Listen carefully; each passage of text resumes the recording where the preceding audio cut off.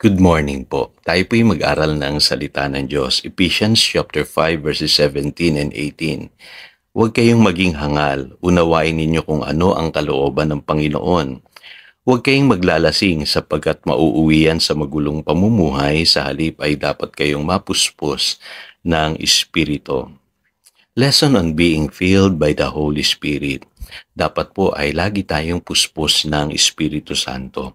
Kadalasan po ang kasalanan natin yung tinatawag pong spiritual neglect o pagpapabaya sa ating buhay espiritual. At sa Matthew chapter 25 verses 1 to 12 ay binanggit ng Panginoong Hesus dun sa kwento ng 10 virgins yung pwedeng mangyari po sa mga mananampalataya na nagpapabaya sa kanilang buhay espiritual. In fact, tinawag ng Panginoong Hesus yung 5 na matalino, yung 5 naman ay hangal. Ano po ibig sabihin?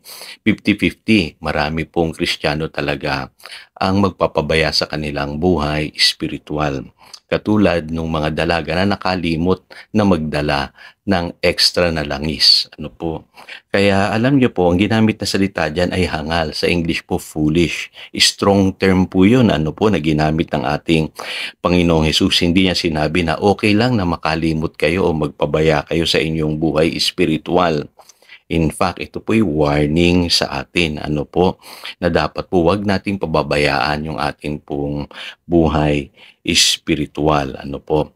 Ngayon, hindi rin aksidente kung bakit yun din ang ginamit na term ni Apostle Paul sa Ephesians chapter 5 verse 17.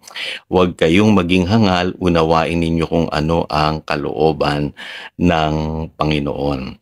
Ngayon, binanggit sa verse 18, huwag kayong maglalasing. So literal po yun. Ano po? Kasi nung araw po libangan ng tao yung paglalasing. Ano po?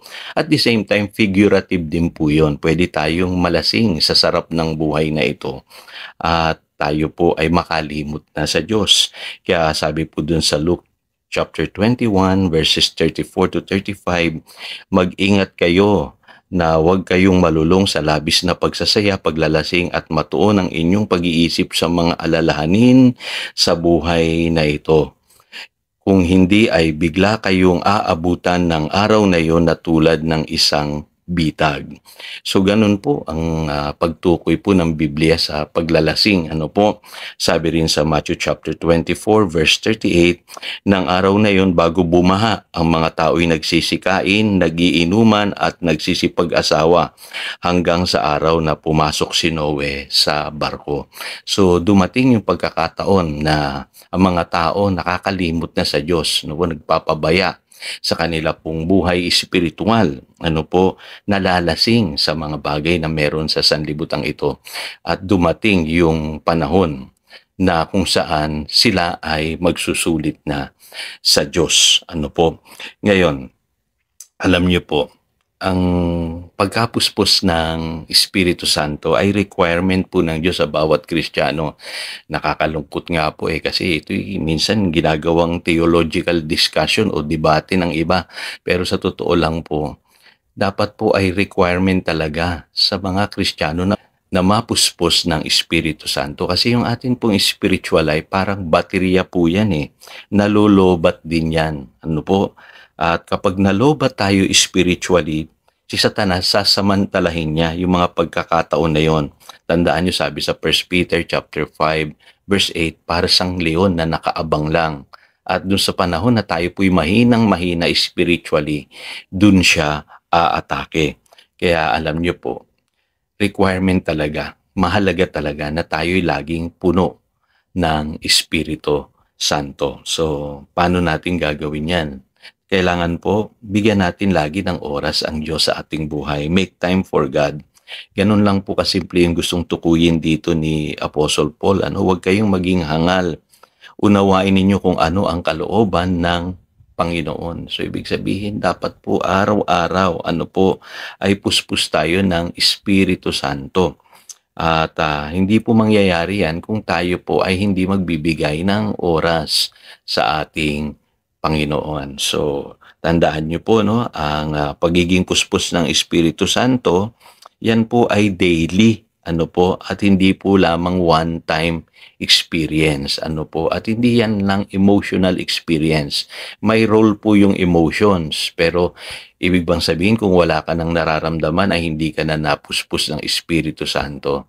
Tandaan po ninyo, hindi tayo pahihirapan ng Diyos kung tayo po ay mananalangin araw-araw na tayo'y puspusin ng Espiritu Santo, kasi alam niya kailangan natin ito daily, no? Napakahalaga po noong katotohanan na yon. At alam niyo po yung pananalangin araw-araw, malaking bagay po yun kasi nakakapagbantay po tayo spiritually. Watch and pray. The spirit is willing but the flesh is weak. So marami sa atin kaya mahina spiritually dahil hindi nananalangin.